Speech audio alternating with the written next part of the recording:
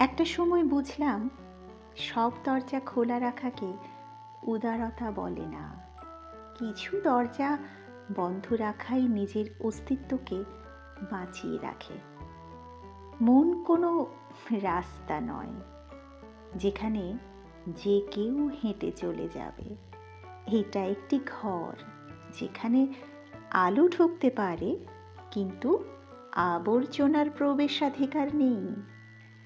সব কথা শোনা প্রজ্ঞা নয়, সব সহ্য করা মহত্ব নয়। কিছু নীরবতা আত্মরক্ষা, কিছু দূরত্বই মানসিক মুক্তি। আমি শিখেছি কে ঢুকবে, কে থাকবে, কে চলে যাবে।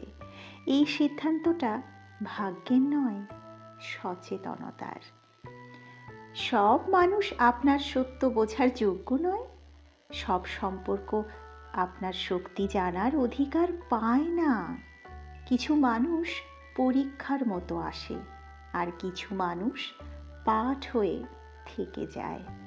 যেদিন নিজের মনের দরজায় তালা লাগালাম, সেদিনই বুঝলাম, শান্তি মানে একা থাকা নয়, শান্তি মানে অপ্রয়োজনীয় ভিড় থেকে মুক্তি।